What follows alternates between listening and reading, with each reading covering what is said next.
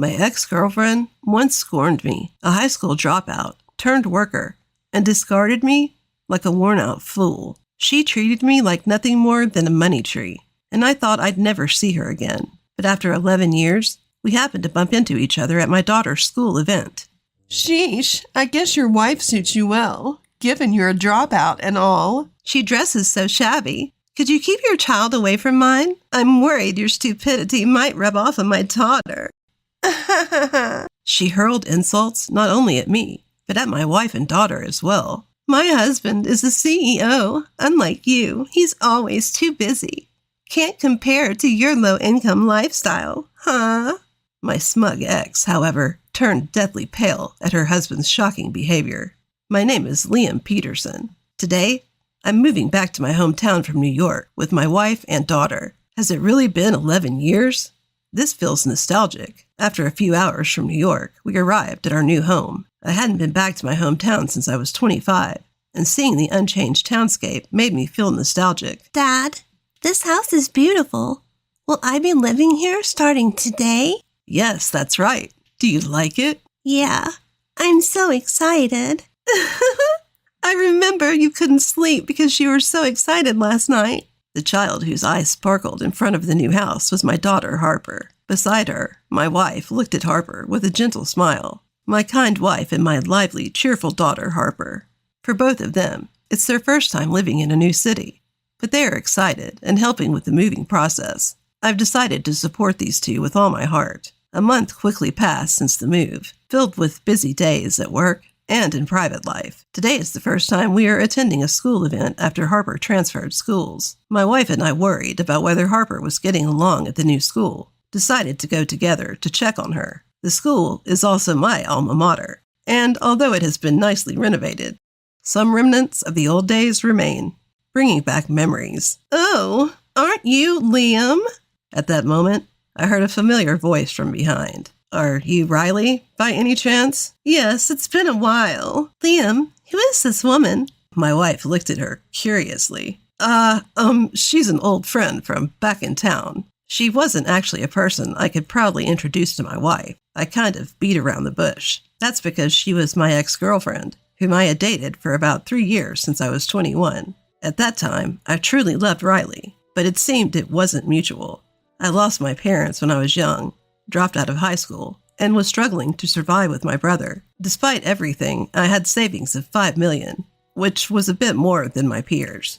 Riley approached me, targeting this money, and constantly asked for branded goods and expensive items. I thought, if it's for Riley, and bought her whatever she wanted, even if it was a bit of a stretch. But naturally, after constantly buying her luxury goods, my savings eventually ran out, and the moment she realized I had no more money to give, Riley's attitude completely changed. I absolutely can't marry a dropout. You idiot. She mocked me and dumped me right then and there. Riley saw me as nothing more than a convenient money source. Seeing Riley for the first time in a long time, she was draped in branded clothes, and all the accessories she wore seemed to be expensive. Apparently, she was able to marry a high-spec man to her liking. Is your kid in this class too? Yes, her name is Avery. When did you return to this town? Just recently. I came back due to work. I see. So the new student Avery was telling me about is your daughter? Riley then frowned and glared at us. What is it? You're still dressing cheap as ever. From the looks of it, your income hasn't changed much, has it? Your wife seems to match your dropout style. What? I wanted to retaliate, but we were in Harper's classroom. I couldn't cause a scene. I swallowed my words and stayed calm. My wife, looking embarrassed, looked down at her inexpensive clothes. Afterwards, Harper's class observation started. But the entire time, I was awkward, with Riley sitting next to us. Though the parents had an uncomfortable relationship, the kids were different. Harper, who initially struggled to fit in after transferring, was slowly becoming friends with everyone, thanks to Avery, Riley's daughter, who was the class representative. We started hearing more about the school, and we were delighted to see Harper sharing her school stories with a smile. Dad, I was playing with Avery and her friends today. Ha! Is that so? What were you guys playing? Unicycle? Avery is really good at it. She's teaching me at the school playground until evening. I hope Harper gets good at it soon. Did you come back with Avery and her friends after school? No, Avery's mom came to pick her up, so she left before us. I see. It would be nice if you could come back together tomorrow. According to Harper, Avery is good at both academics and sports. Better than other kids. Harper admires Avery. Avery seems to be a straightforward kid, despite her mother. She must take after her father. That night, after hearing about Avery from Harper, while we were relaxing and watching TV after bath, I received a call from an unfamiliar number. Bewildered, I decided to answer it. Hello. Good evening. My daughter had your company today. Riley. Why suddenly? It seems you haven't changed your number since back in the days. Good thing I remembered it. Apparently, she had memorized my number even after changing hers. I see you have a good memory, but why are you calling me at this hour? I have a request. I want your daughter to stop playing with Avery. I couldn't believe what Riley just said. What are you talking about? I'm afraid your stupidity might rub off on my Avery from your daughter. I mean, your daughter can't be that bright either. Just because I was like that doesn't mean Harper would be the same. Stop talking nonsense. I couldn't hold back my anger and retorted when she insulted my daughter. Your daughter, right? She'll eventually turn out the same. I thought you were finally gone, but here you are again, a sore sight. Why did you come back? I returned due to work circumstances. That can't be helped, can it? Feeling pretty high and mighty for not doing any real work, aren't you? Too incompetent that you ended up this far flung, right? Apparently her prejudice against me hasn't changed since back in the day. Riley continued to hurl abuse at Harper and me, based on her groundless delusions.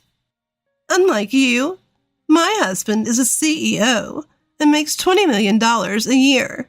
We're in a completely different league compared to your family. Please be aware of your standing, and don't let your foolish daughter get too close to Avery. Without waiting for my response, she ended the call abruptly. What happened, honey? It's nothing. Don't worry about it. Upon hearing my confrontational tone, my wife looked at me with concern. To spare her any unnecessary worry, I decided to keep the details of the call to myself. The next day, concerned about Harper after yesterday's call, I decided to pick her up from school after work. Looking across the schoolyard, amidst other kids playing cheerfully on the playground equipment, including Avery, I spotted Harper playing alone in a secluded area. Harper, I've come to pick you up. Let's go home together today. Dad, did you finish work early today? Yeah, but why are you playing alone over here? Well, I just felt like playing alone today, Harper answered awkwardly while twirling her hair. A habit she has when she's not being truthful. Did that woman tell Avery not to play with Harper? Ever since yesterday's call, negative thoughts have been racing through my mind. On our way home in the car, I casually asked Harper, "Hey Harper, how's school going? Having fun?" Yeah, it's fun." That's good to hear. Despite her words, Harper's reply lacked energy and she looked quite lonely. At this rate, Harper could end up isolated. I decided to prepare my wife for the worst and tell her about yesterday's call and Harper's situation today. Even though she'd been aware, my wife was shocked to hear the news and was worried about Harper, who had been excluded, yet pretended everything was all right. We decided to change the situation somehow and consulted Harper's teacher. However, nothing seemed particularly amiss in front of the teacher, and we were simply told, "I'll keep an eye on it."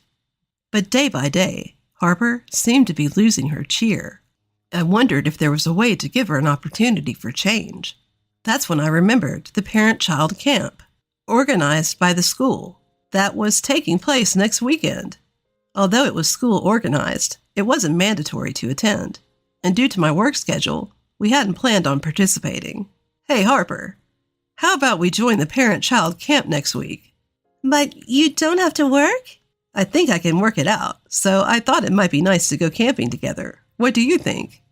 Yes, I want to go. Harper smiled joyfully. It felt like I hadn't seen that smile in a while. From then on, I worked overtime to clear my work, contacted the relevant parties, and somehow managed to free up some time for the camp. Finally, the day of the parent-child camp arrived. The venue was bustling, and we saw parents and children happily chatting together in groups of mothers engrossed in conversation. Among them, we also saw Riley, chatting with familiar moms beside Avery. Deciding to build friendly ties, we approached other parents at the event. "Hello, our daughter Harper is always talking about your children." I greeted a woman who seemed to be the mother of one of Harper's friends. But after briefly nodding at me, she quickly left without a word. Huh? My wife was also trying to engage with others. But just like with me, people quickly exited our conversation. Before we knew it, we were isolated. Suddenly, a chuckle reached our ears. We turned and found Riley smirking at us. The same people who had walked away were now gathering around Riley, sneaking glances our way. Damn, was this her doing? I was furious at Riley's subtle bullying. But this was a special family camp. We couldn't let it ruin our day. "Harper, let's start our activities. What are we making again?" "Dad, weren't you listening? We're making barbecue. First, we need to start the fire." "That's right. Good job. Harper, I'll go grab the materials." In my haste to get everything ready, I saw my wife and Harper laughing. Their laughter eased my worries. I'm glad you laughed. Despite the isolation, I tried my best to make sure they had fun. As the sky began to turn the color of the setting sun, we finally enjoyed our barbecue. It was refreshing and delicious to enjoy a meal we had all made together.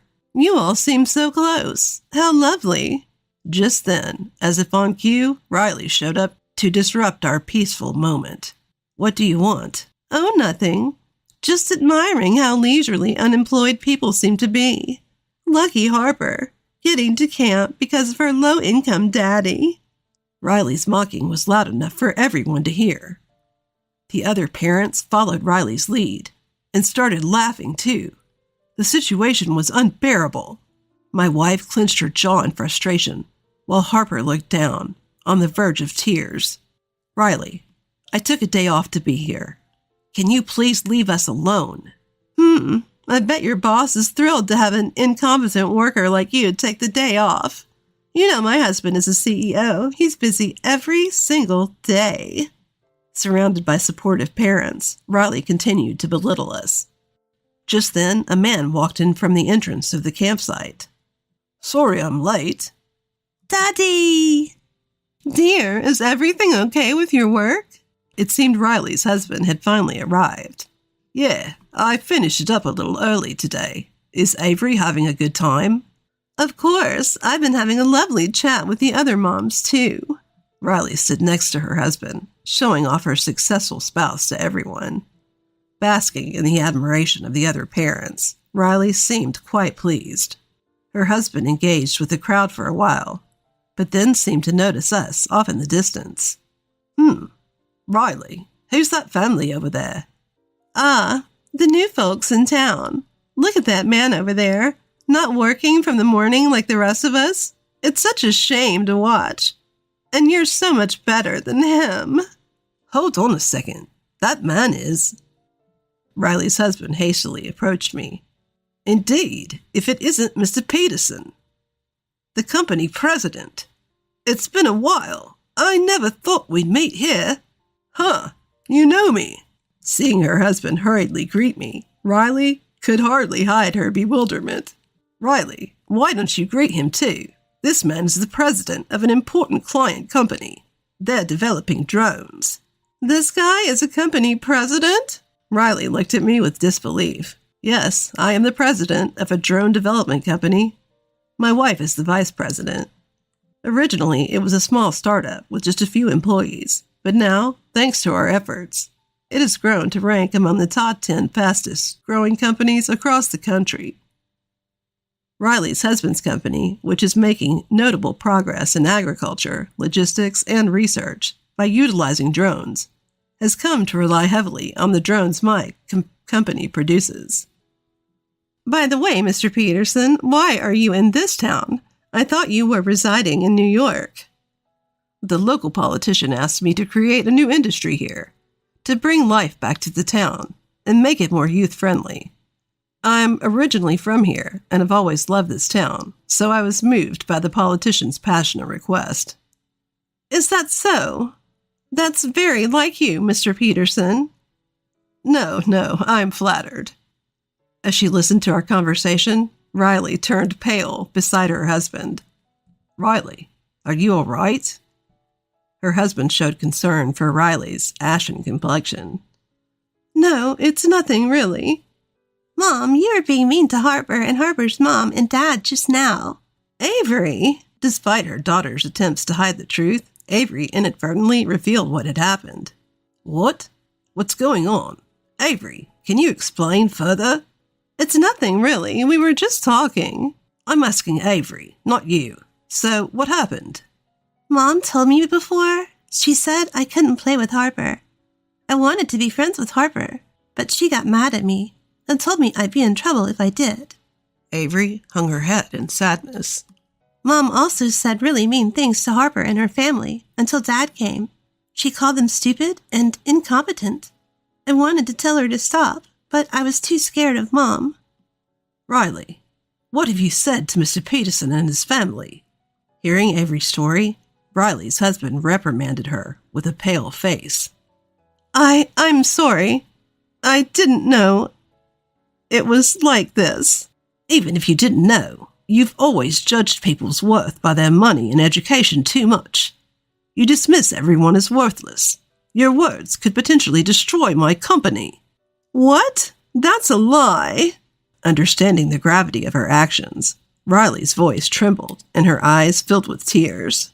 But why didn't you say anything until now? You could have talked back at any point.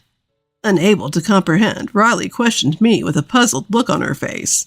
We didn't want to bicker over status and money in front of our children, making fools of ourselves. Didn't that embarrass you?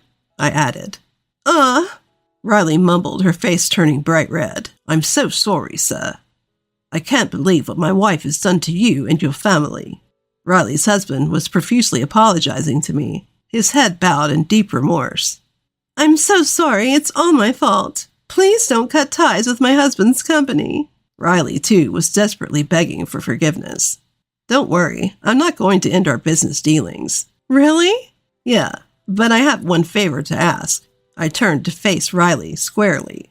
At this, Riley's face tensed. Could you try to get along better with my wife and daughter from now on? They've just moved here and are likely feeling quite unsettled. Upon hearing this, Avery, who had been watching from a distance, spoke up to Riley, looking apologetic. Mom, you told me I couldn't play with Harper, but I really want to be friends with her. Is that okay? Yes, do as you wish. At those words, Avery, looking pleased, ran over to Harper. Harper, I'm sorry for leaving you out. Avery, it's okay. Harper agreed to a truce and shook hands with Avery. Harper, let's go play with everyone over there. The two of them held hands and ran off towards their friends, smiling all the way. I watched them, marveling at the resilience of children. Kids are amazing, even at such a young age. They have their own wills, can apologize honestly, and move forward. That's something we adults struggle with. At my words, Riley murmured. Yes, that's true. I was wrong about you. I've been judging you based on the past. You've become such a remarkable person since we parted ways. I'm sorry. So you've finally seen the light, huh? Thinking about our children and their future, I decided to forgive what Riley had said and done. I didn't want our issues as parents to affect our children's futures. After the camping trip, Riley stopped looking down on me and bragging incessantly about her husband to the other parents. Furthermore, she has begun to open up slowly but surely to my wife and Harper. Harper, who was downcast just a few days ago, is no longer ostracized, and she's back to the bright, kind child she used to be. Now, she's become Avery's best friend, leading a happy school life almost every day. Now, we feel blessed to hear Harper's sincere words about how she's happy. Will you be working late today? Yeah, I have an important meeting with a client. I replied, gathering my work documents into a bag and preparing to leave the house. Dad? Suddenly, Harper dashed to the front door, halting my attempt to open it. What's up, Harper? Did you forget something? No, that's not it. There's something I want to say. Oh, what's the formal tone all of a sudden? Well, I know I've said a lot of things before, but I think you're really cool. Dad, working so hard all the time. Thanks for always doing so much for us.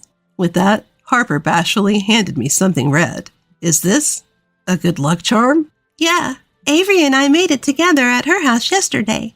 It's to wish you joy as you work hard every day. There were some tricky parts, but Avery's mom helped a bit. I see. Thanks, Harper. I'll treasure it.